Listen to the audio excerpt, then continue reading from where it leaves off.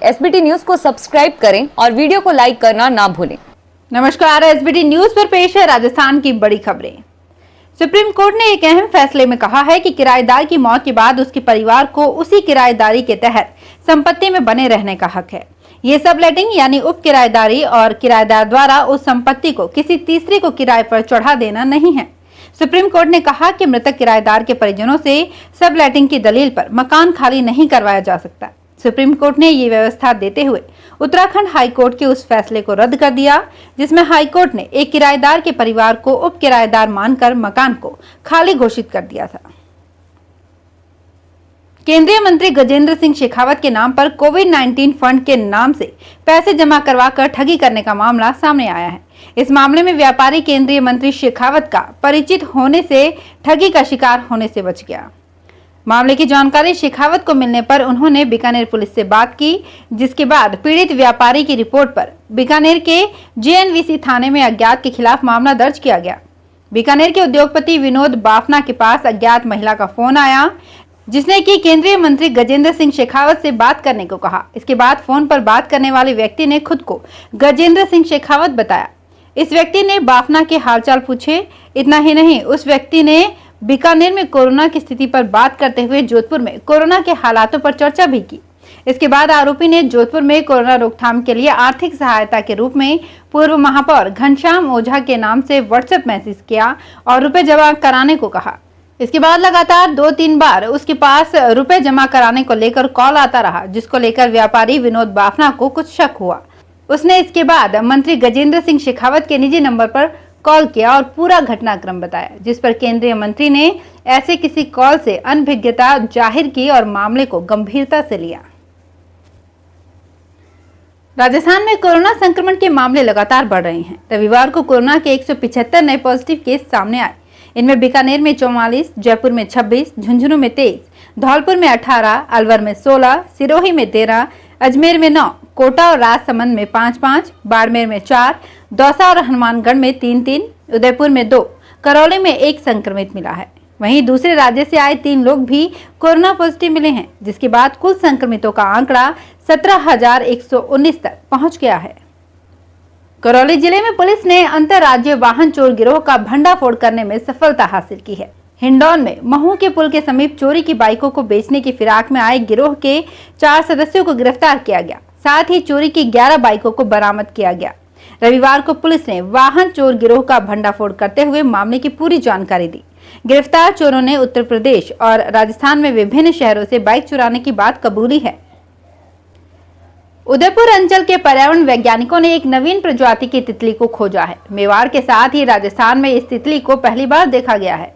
उदयपुर में प्रवासरत international crane foundation और nature conservation foundation के पक्षी विज्ञानी डॉक्टर के.एस. गोपी सुंदर ने बताया कि हल्के पीले रंग की इस दुर्लभ तितली को दोनों शोधार्थियों ने गत दिनों अपनी जैव विविधता के लिए समृद्ध कुंभलगढ़ अभ्यारण्य की एक चट्टान पर सुबह सुबह धूप सेकते हुए देखा।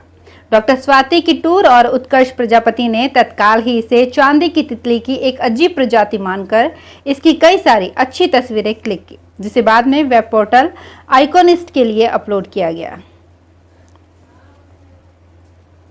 मानसून के आगमन के साथ ही राजस्थान के बांधों में पहुंचा पिछले साल की तुलना में 13% से ज्यादा पानी। मानसून आते ही राजस्थान के बांधों से अच्छी खबर सामने आई है। अब तक मानसून की अच्छी बारिश नहीं हुई, लेकिन इसके बावजूद पिछले साल के मुकाबले इस साल बांधों में 13% से ज्यादा पानी ज्यादा है।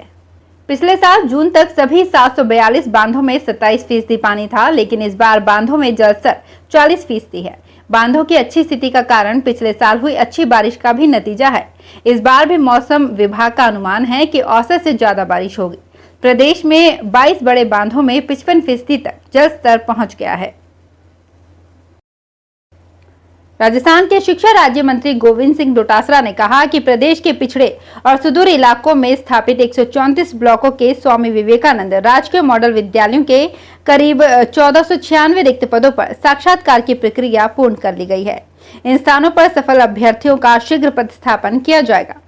डोटासरा ने बताया कि पिछड़े और प्रदेश के सुदूरतम स्थानों में स्थापित राज्य के 134 ब्लॉकों में स्थित स्वामी विवेकानंद राजकीय मॉडल विद्यालयों में 1309 रिक्त पदों और 187 संभावित रिक्त पदों को मिलाकर कुल 1496 पदों के लिए ऑनलाइन साक्षात्कार लिया गया है।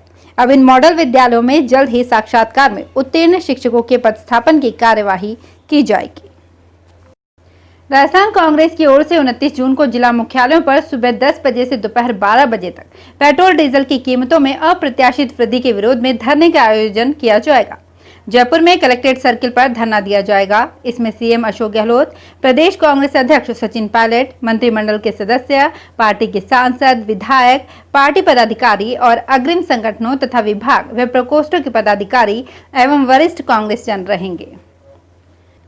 कोरोना काल में प्रवासी श्रमिकों को राहत दिलाने के लिए रेलवे सक्रिय हो गया है। केंद्र सरकार के गरीब कल्याण रोजगार अभियान के तहत रेलवे प्रवासी मजदूरों को उनके कौशल के अनुसार के तहत देश भर में 31 अक्टूबर तक 1800 करोड़ रुपए के काम देगा।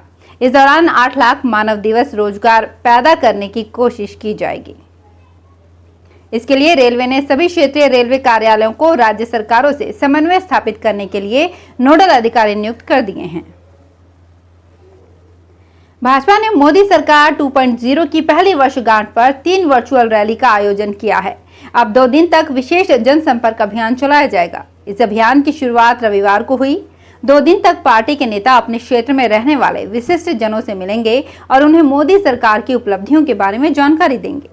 अभियान के तहत भाजपा प्रदेशाध्यक्ष डॉक्टर सतीश पूनिया ने चूरू में एवरेस्ट विजेता पर्वतारोही गौरव शर्मा से मुलाकात की। उन्होंने शर्मा को मोदी सरकार 2.0 की पुस्तक भी भेंट की। राजस्थान रोडवेज की बसों का संचालन अब बढ़ने लगा है। राजस्थान के सीकर बस डिपो से भी सोमवार से हरियाणा के गुरुग्राम सहित 11 मार्गों के लिए नई बसों का संचालन किया जाएगा।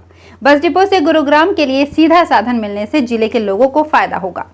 मुख्य प्रबंधक चंद्रशेखर महर्षि ने बताया कि गुरुग्राम के लिए 2 बस चलाने से कोटपुतली, बहरोड, नीमका थाना के रवाना होने से पहले यात्रियों की स्क्रीनिंग होगी।